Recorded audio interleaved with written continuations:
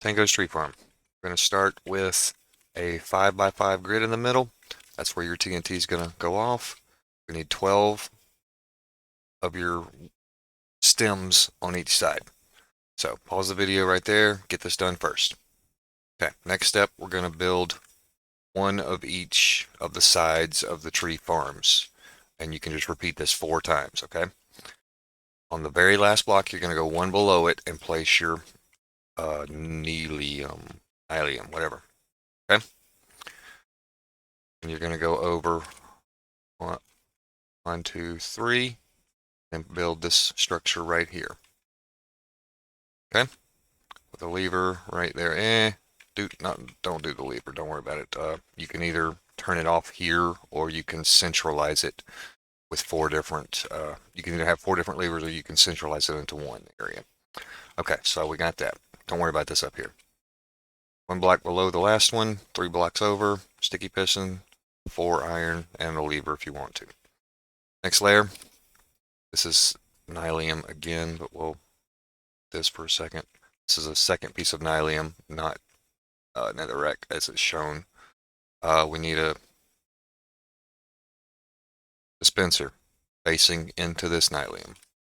Okay. Need an observer looking at nothing, honestly, and then going into a barrel. A couple iron blocks like this. 1 comparator coming out of the barrel, one into another comparator there in the dust. Okay, so what did I forget? I forgot the nylium again. That needs to go up right up against the face of that dispenser. Okay, so that's that whole layer done. This barrel is used to control kind of the speed of the tree farm. Put about that many in, plus or minus 2. That's pretty good though. Okay, of non-stackable items. Sorry, any shears are probably the cheapest. You can carry a whole bunch of iron over here and just make a bunch of shears. That's fine. Okay, but that's that layer. Next layer, we're going to get another dispenser right here. This is not necessary. This is your other observer. This is going to be an observer clock whenever we push it up. Okay? Right? I push it up, makes an observer clock, clicky clicky, all good stuff. Okay. And we're going to finish all this redstone dust over here. And 2 more observer comparators like that. 1 torch right here. Okay, I forgot 1 torch down here. Sorry about that. That actually just turns the machine off from the lever. If you don't use it, the machine just runs constantly. That torch lets the lever to turn the machine on and both parts of the machine. Okay, so that's that. Then now you start your pistons. Gonna need a block against that. That's not important. Okay, got that layer. Next layer up. Now we're just going to be stacking pistons on top of each other. I don't know how many, we'll find out. And then we need to power them with the same signal. So I'm going to put a block there that is on top of the torch. Very key thing. We're going to put dust right here beside the first piston, and any type of slab that you want to the side. Now we're just going to, I'm going to go turn the rest of the schematic on so I can just stair step this up basically. Get out of my way. Slab, slab, slab, slab, slab, slab, slab. Did I get them all? Probably not. There's 1 right there. How many pistons we got? 1, 2, 3, 4, 5, 6, 7, 8, 9 pistons. Okay, the top one's not used. Never mind. And then just redstone this up. Da da da da da. Okay, so if you turn it on now, without bone meal in it, what you'll get is, mine's in hyperspeed, but you'll get all your pistons pushing out and your little observer clock firing both of the dispensers. If they had bone meal in them, they don't. This is able to fire both of them, which is good. Bottom one bone mills the nylium to convert it back to nylium if it died.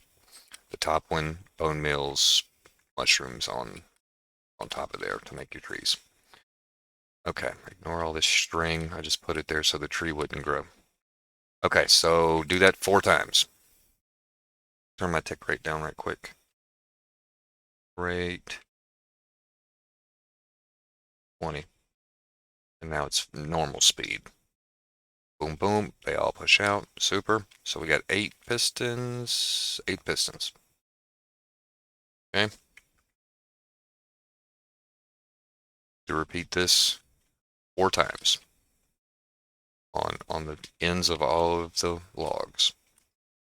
Okay. Once you get that done, you'll come back to the first pod and you'll start this. This is another clock that's designed. Okay. So the third piston, that's 1, 1, 2. Second piston, we're going to skip over a block here. Let me get this exactly right now. Okay, from the first log, go over 1, 2, 3. That's not necessary. And then up 2. That is going to be kind of where you start this clock. Over 3, up 2 more. From the very tip of your 12th log. Okay? Then you're going to build a square that's 6 blocks wide, 4 blocks deep, and then put a solid block on each corner. Okay, ignore that for now. Ignore that too. Okay, so let me get a special block here. 1, 2, 3. 1, 2. Okay. Now we're going to be going up, I think, 9 torches and 9 solid blocks here. So we need a torch here. That's 1, 2, 3, 4, 5, 6, 7, 8, 9. The ninth one is just for looks. Okay. So this is going to be for our TNT dropper. Okay. Come up to the second to last torch. Put you a solid block with a repeater normal delay on top of it. A regular piston here. And then some type of falling object, falling block, sand, concrete powder, maybe gravel. Just stick with sand, it'd probably be best. They do have different speeds sometimes. Another solid block, another regular repeater, a sticky piston, and a redstone block. This is best if built out of obsidian, the end of it here. Obsidian, thank you. Crying obsidian's fine. So I'm going to build this out of obsidian, crying obsidian. Because occasionally it blows up, but only when I'm testing it, so don't worry about it. This is another sticky piston. And obviously you cannot use crying obsidian to push, or you can't be pushed, so don't do that. Got another dispenser. This is where you'll put your TNT. And the block on top is not necessary, but do need to close this in except for that block so that the TNT gets aligned basically. It's not going to jump on top of here, it's just going to go in that square. Also, you do need a redstone dust here for this block to touch to activate all of this. So what this does is it dispenses TNT, but then it also holds the TNT in this pocket for a set number of time. That's what that is down there. That sets the amount of time that you're holding it. Okay, so you definitely need a block there. Okay. One over there. Okay, so that's great. You're going to have 4 of these levers unless you wire them up to a central area, your choice. You can go around and flick 4 levers on, that's perfectly fine, or you can run them all to a central lever somewhere. This part is going to be on an Etho hopper clock that we're just going to be observing with an observer. This on a little bit more than that. It doesn't really matter how much, but at least more than one. Not there. There's fine, there's fine, there's fine. Then just build up a regular good old Etho hopper clock with this redstone. Ooh, let's not do this for a second. With this looking at the redstone block. Okay. So I'm just going to put a little platform here. Probably way too big, but whatever. I'm going to put hoppers, comparators, dust, and some type of block. That's all I need, is it not? Okay. Hopper, hopper, hopper, hopper. There you go. Beautiful. Comparator, comparator, into a block, into a block. The dust here. Oop, I forgot the sticky piston, didn't I? I got one though. Put that there, put that. I can't make that angle, can I? Okay, didn't think so. Uh-oh, uh-oh. Dropped some TNT just now. That's fine. He's fine. Maybe not put that block in until you're ready. This needs a roughly, let me double check how many I put in mine. Mine seemed to be working very well. That is around 4 stacks. Let's actually take that out and find out.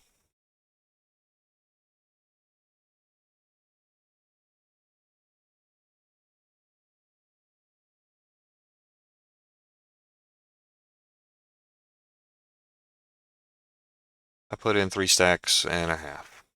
38. Let's see how that works over here. Of any item, obviously not TNT. Okay, this is still good. Beautiful. Okay, now you're going to need some type of hopper system to feed your... Let's get a chest, just for demonstrations. Some type of hopper to feed both of these, right? You got 2 dispensers on top of each other. In the world did I feed them? I think I brought one out here and one over there. Yeah, doesn't matter, just as long as they have a constant input of bone meal. BON. Already had some in my inventory, evidently.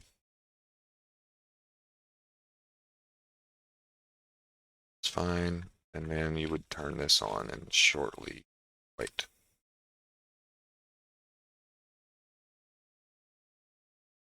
Guess that's how you turn it on. There we go. Pistons are pushing. We're trying to grow trees. It takes a little while. That's just the way the farm is. And then sooner or later we'll get a tree and won't be able to see anything because we'll be covered in the warped block. This block is required to grow this one back. If that one happens to die, which it will.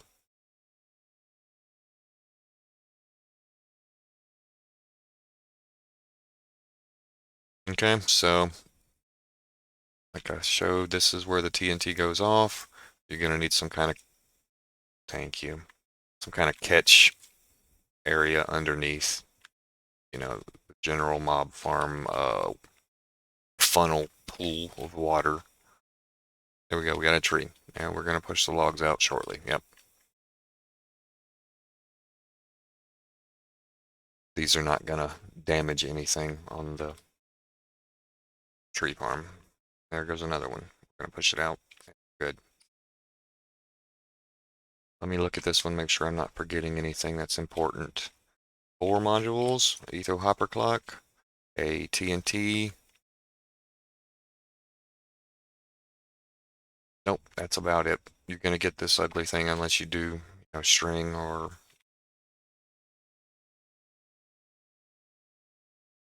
some type of sign or something. There you go. There you have it. This one does not do anything, but I just made it where it was 9 blocks and 9 blocks, 9 blocks and 9 torches.